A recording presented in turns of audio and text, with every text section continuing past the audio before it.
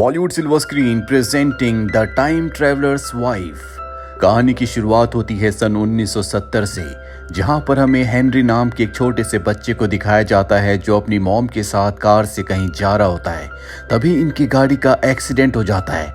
ये दोनों के दोनों बहुत ज्यादा डर जाते हैं, पर इससे पहले कि इनकी गाड़ी पूरी तरह से पलट जाती, हेनरी जो कि एक छोटा सा बच्चा है, वो अचानक से गायब होने लगता है। ऐसा लगता है जैसे वो कहीं पर टेलीपोर्ट हो रहा है। दरअसल वो सच में टेलीपोर्ट होकर आज से 15 दिन पहले अपने घर में पहुंच जाता है, जहां पर वो अपने मॉम डैड को देखता है जो उसी के 15 दिन पहले वाले रूप के साथ है। हेनरी जो टेलीपोर्ट हुआ है, उसके शरीर पर एक भी कपड़ा नहीं होता। हेनरी को कुछ समझ नहीं आता कि उसके साथ क्या हुआ, और ठीक उसी वक्त एक बार फिर से वो टेलीपोर्ट होकर 15 दिन आगे यानी कि ठीक उसी पल में पहुंच जाता है, जहां वो देखता है कि उसकी मॉम जिस कार में है उसका एक बहुत बड़ा एक्सीडेंट हो गया, जिसमें उसकी मॉम की मृत्यु हो गई। हेनरी अपनी मॉम की मृत्यु से बहुत ज्यादा दुखी होता है। तभी उसके पास एक लड़का आता है जो उसके शरीर को कपड़े से ढकता है और कहता है कि मुझसे डरो मत, मैं तुम्हारा फ्यूचर रूप हूँ। यानी कि ये लड़का भविष्य से यहाँ पर आया है और ये हेनरी है, जो नन्हे हेनरी को बताता है कि तुम्हारे अंदर ऐसी पावर्स हैं जिससे तुम पास्ट और फ्यूचर में ट्रैवल कर सकते हो, और जब भी तुम पास्ट और फ्यूचर में ट्रैवल करोगे तो तुम्हारे कपड़े तुम्हारे साथ ट्रैवल नहीं करेंगे। अगर तुम्हारे साथ कभी कुछ ऐसा हो तो तुम घबराना मत। इसके बाद यंग हेनरी टाइम ट्रैवल करके वापस अपने वक्त में आ जाता है। वो एक लाइब्रेरी में टेलीपोर्ट होता है, जहां पर उसके कपड़े पहले से होते हैं। वो कपड़े पहनकर जब लाइब्रेरी से बाहर जा रहा होता है, तभी उसके सामने क्लेयर नाम की एक लड़की आती है जो हेनरी से कहती, क्या तुमने मुझे पहचाना नहीं? हेनरी कहता है कि नहीं। क्लेयर कहती है कि तुम टाइम ट्रैवल करके पहले कई बार मुझसे मिल चुके हो। हेनरी ये सुनकर हैरान हो जाता है कि क्लेयर को उसके टाइम ट्रैवल के बारे में पता है। क्लेयर कहती है कि यहाँ पास ही में एक रेस्टोरेंट है, मैं तुम्हें शाम को वहां पर मिलूंगी, जहां पर सब कुछ मैं तुम्हें डिटेल्स में बताऊंगी। इसके बाद क्लेयर वहां से चली जाती है। अब जब शाम को हेनरी तैयार हो रहा होता है, तभी एक बार फिर से वो टाइम ट्रैवल करके टेलीपोर्ट होकर एक दूसरी जगह पहुंच जाता है, जहां वो कपड़े लेने के लिए घर के अंदर जाता है। जब वो घर से बाहर आता है तो पुलिस उसे पकड़ लेती है, क्योंकि वो बिना किसी की इजाजत के किसी की प्रॉपर्टी के अंदर एंटर हुआ था। पुलिस उसे अपनी गाड़ी में बैठाती है, लेकिन अगले पल पुलिस ये देखकर हैरान हो जाती है कि हेनरी वहां से गायब हो गया। हेनरी वापस अपने वक्त में आ चुका है, जहां वो क्लेयर से मिलने रेस्टोरेंट जाता है। क्लेयर उसे बताती है कि तुम टाइम ट्रैवल करके पहले कई बार मुझसे मिल चुके हो। हेनरी उसे बताता है कि मेरी जिंदगी में जो भी इंपॉर्टेंट इवेंट घटे हैं, मैं अपने आप ही टेलीपोर्ट होकर वहां पर पहुंच जाता हूं। मेरी मॉम की कार एक्सीडेंट में मृत्यु हो गई थी, मैं चाहकर भी उन्हें बचा नहीं सकता। मैं कभी अपने फ्यूचर को बदल नहीं पाऊंगा।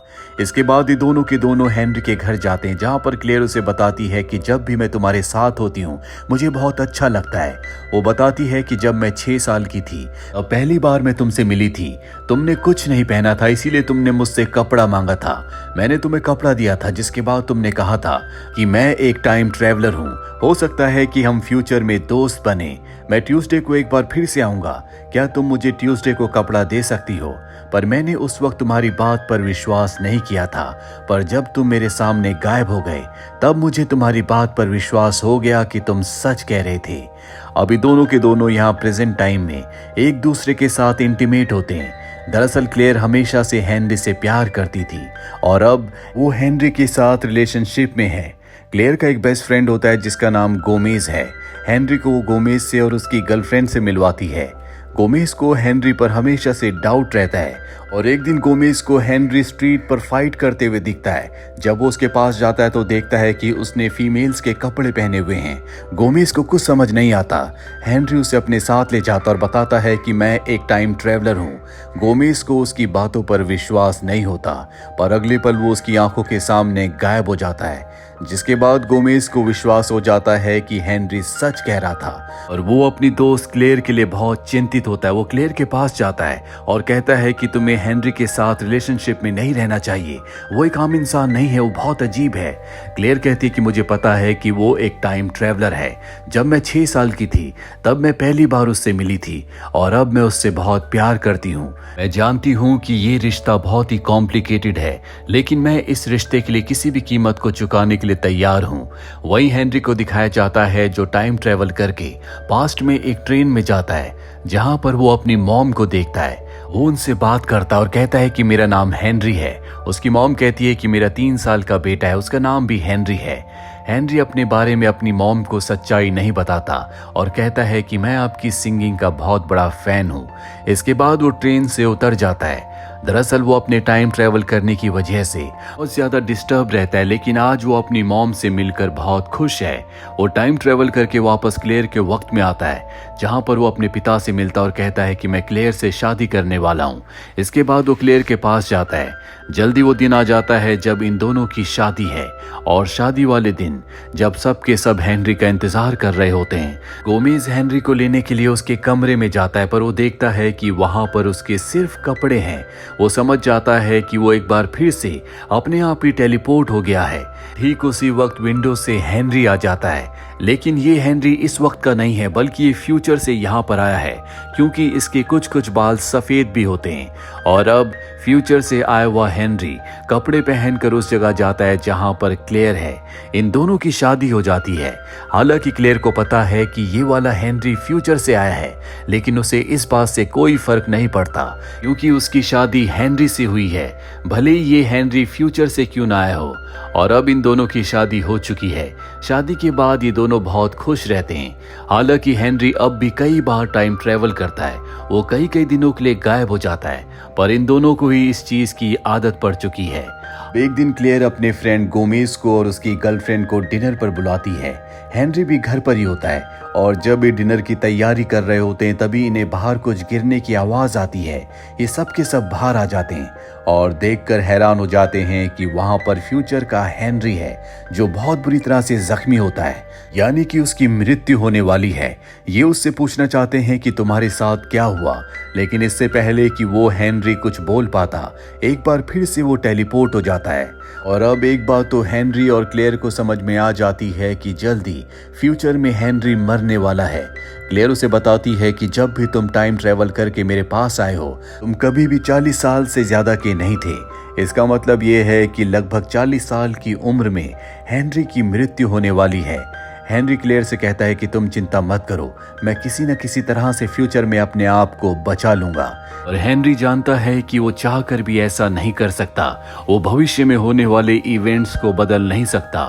कुछ दिनों के बाद हेनरी को पता चलता है कि क्लेयर प्रेग्नेंट है, यानी कि वो पिता बनने वाला है। और जल्दी उसकी पत्नी यानी क्लेयर का मिसकैरेज हो जाता है, जिससे हेनरी को समझ में आ जाता है कि जो पावर्स उसके अंदर टाइम ट्रेवल करने की है, वो उसके बच्चे के अंदर भी थी। इसीलिए वक्त से पहले, यानी कि इस दुनिया में आने से पहले ही उसने टाइम ट्रेवल कर लिया, जिस वजह से उसकी मृत्यु हो गई। और अब हेनरी बहुत ज्यादा परेशान है, इसीलिए वो एक डॉक्टर से मिलता है और अपने बारे में सब कुछ बताता है, जिसके बाद डॉक्टर उसकी पूरी बॉडी को स्कैन करने के लिए उसे एक मशीन के अंदर डालता है। यहाँ मशीन के अंदर भी हेनरी कई बार टाइम ट्रेवल करता है। और अब डॉक्टर उसकी पूरी बॉडी को स्कैन करने के बाद हेनरी और क्लेयर को बताता है कि हेनरी के अंदर जो टाइम ट्रेवल करने की पावर है, वो उसके जीन्स की वजह से है, जो जीन्स उसके बच्चे में भी जाते हैं। इसीलिए बार बार तुम्हारा मिसकैरेज हो जाता है। दरअसल बार बार मिसकैरेज होने की वजह से क्लेयर बहुत ज्यादा डिस्टर्ब होती है। हेनरी इसके लिए अपने आप को जिम्मेदार समझता है, इसीलिए वो अपना ऑपरेशन करवा लेता है, जिसके बाद अब वो कभी पिता नहीं बन सकता।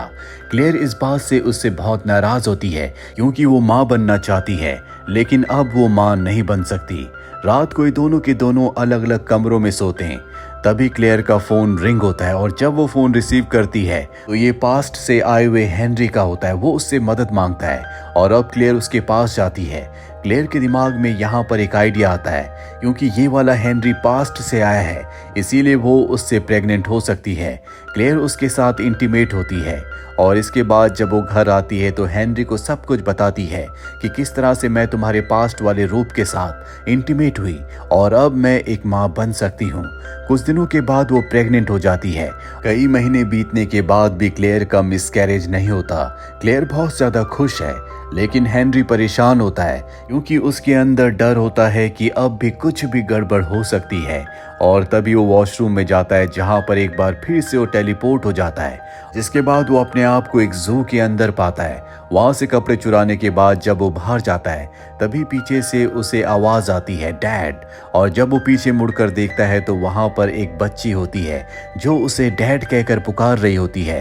हेनरी समझ जाता है कि वो एक पिता बन गया, यानी कि उसके बच्चे ने सही सलामत पास्ट में जन्म ले लिया था। हेनरी अपनी बेटी को देखकर बहुत खुश होता है, वो उससे बहुत सारी बातें करता है। उसकी बेटी कहती है कि मेरे अंदर भी आप ही की तरह टाइम ट्रेवल करने की पावर है, लेकिन डॉक्टर्स की मदद से मैं इस पावर को बहुत हद तक कंट्रोल करने में कामयाब हो गई हूँ, और हो सकता है कि आने वाले वक्त में मैं इसे पूरी तरह से कंट्रोल कर लूँ और कभी टाइम ट्रेवल ना करूँ। ये सुनकर वो बहुत खुश होता है कि हो सकता है कि आने वाले वक्त में उसकी बेटी उसकी तरह प्रॉब्लम्स को फेस ना करे। अब वो पूछता है कि इस वक्त में तुम्हारी मॉम और डैड कहाँ पर हैं, यानी कि वो अपने और क्लेयर के बारे में पूछ रहा होता है। उसकी बेटी बताती है कि जब मैं 5 साल की हुई थी तभी आपकी मृत्यु हो गई थी। ये सुनकर हेनरी और उसकी बेटी उदास हो जाते हैं। हेनरी एक बार फिर से टाइम ट्रेवल करके वापस क्लेयर के पास आ जाता है।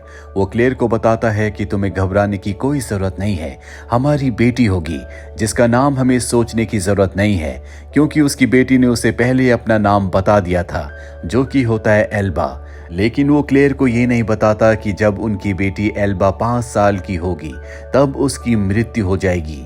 जल्द ही इनके घर में एक लड़की जन्म लेती है जिसका नाम ये एल्बा रखते हैं। धीरे धीरे 5 साल बीत जाते हैं। हेनरी ज्यादा से ज्यादा वक्त अपनी बेटी और अपनी पत्नी क्लेयर के साथ बिताता है। आज उसकी बेटी का बर्थडे है। हेनरी को पता है कि वो जल्दी मरने वाला है। क्लेयर और हेनरी बाहर अपनी बेटी को देख रहे होते हैं जो एक बड़ी लड़की के साथ घूम रही होती है। हेनरी क्लेयर को बताता है कि ये एल्बा का भविष्य का रूप है जो उससे मिलने के लिए आया है। एल्बा का जो भविष्य का रूप होता है वो 5 साल की एल्बा को बता देता है कि आने वाले क्रिसमस के दिन हमारे पिता की मृत्यु हो जाएगी, जिससे 5 साल की एल्बा बहुत दुखी हो जाती है और वो घर के अंदर आकर क्लेयर को ये बात बता देती है। और अब क्लेयर को, हेनरी को और एल्बा को सबको पता है कि क्रिसमस के दिन हेनरी की मृत्यु हो जाएगी। और अब क्रिसमस का दिन आ जाता है। क्लेयर को पता है कि आज हेनरी की मृत्यु होने वाली है। वो हेनरी से कहती है कि मैं तुमसे बहुत प्यार करती हूँ, तुम्हारे साथ बिताया हुआ हर एक पल मैंने बहुत इंजॉय किया, मैं उन पलों को हमेशा याद रखूंगी। और तभी यहाँ से हेनरी टेलीपोर्ट हो जाता है। वो एक बर्फीले जंगल में पहुंच जाता है जहाँ पर उसके सामने एक हिरन होता है। कुछ शिकारी उसका शिकार करने के लिए गोली चलाते हैं और गलती से वो गोली हेनरी को लग जाती है, जिसके बाद वो जल्दी जल्दी टाइम ट्रेवल करना शुरू कर देता है और उस जगह भी पहुंच जाता है यहाँ पर वो एक बार क्लेयर, हेनरी और उसके दोनों दोस्तों को दिखा था। पर इससे पहले कि वो उन्हें कुछ बता पाता वो एक बार फिर से टेलीपोर्ट हो गया होता है और अब वो आता है अपने प्रेजेंट में, जहाँ पर क्रिसमस के दिन क्लेयर के सामने हेनरी है। वो अपनी जिंदगी की आखिरी सांसें ले रहा है और क्लेयर के सामने वो दम तोड़ देता है। और अब क्लेयर और एल्बा अकेले हैं। कुछ साल बीत जाते हैं। एल्बा एक दिन अपने दोस्तों के साथ खेल रही होती है, तभी वहां पर हेनरी आता है। अपने डैड को देखकर एल्बा बहुत खुश हो जाती है और अपने दोस्तों से कहती है कि मेरी मॉम को बता दो कि मेरे डैड वापस आ गए हैं। क्लेयर को जब हेनरी के बारे में पता चलता है तो वो भागकर उसके पास आती है। वो हेनरी के गले लग जाती है और उससे पूछती है कि तुमने मुझे क्यों नहीं बताया था कि फ्यूचर में तुम अपनी बेटी से मिल चुकी हो। हेनरी कहता है कि मैं नहीं चाहता था कि तुम मेरा इंतजार करो, तुम्हें अपनी जिंदगी को अब खुद ही जीना होगा, शायद ये हमारी आखिरी मुलाकात है। और इसके बाद वो एक बार फिर से यहाँ से गायब हो जाता है। जिसके बाद क्लेयर हेनरी के कपड़े उठाती है और अपनी बेटी एल्बा के साथ घर की तरफ निकल पड़ती है। हो सकता है कि हेनरी टाइम ट्रेवल करके कई बार पास्ट से यहाँ पर फ्यूचर में अपनी बेटी और क्लेयर से मिलने के लिए आए। आपको क्या लगता है कमेंट बॉक्स में ज़रूर लिखें। तो ये थी पूरी कहानी इस फिल्म की। उम्मीद करते हैं कि ये कहानी आपको पसंद आई होगी।